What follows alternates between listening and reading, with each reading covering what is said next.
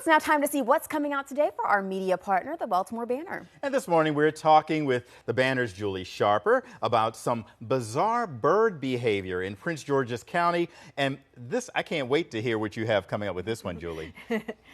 So I wrote a story about vultures. Vultures. And you don't normally think of vultures as being like particularly pleasing birds. You know, you think of them as being kind of gross. And creepy. And creepy.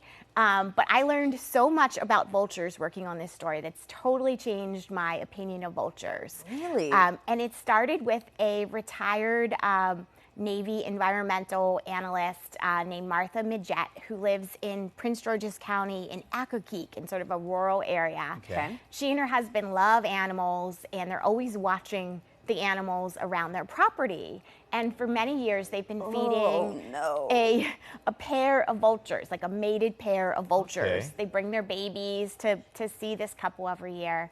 Well, a few weeks ago, one of the vultures... Tina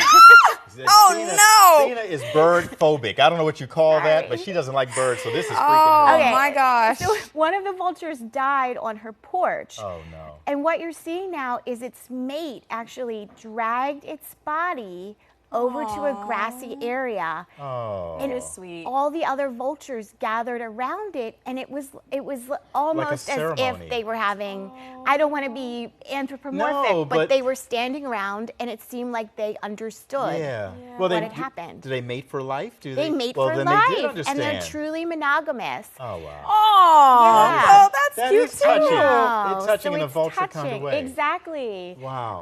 So I talked to a vulture expert who said that the offspring stay near their parents and raise their own offspring nearby too.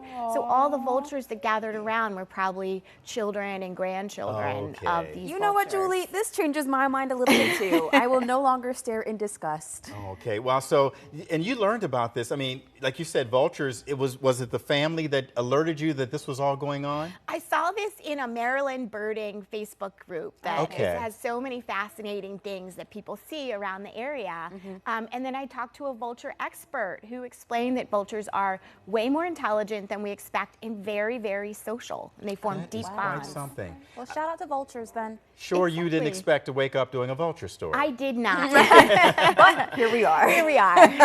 Thank you, Julie Scharper. And of course, if you want to learn more about Julie's story, fascinating stories, they always are, you can check in with our media partner, the Baltimore Banner. And Julie, your particular site, well, how did folks find you?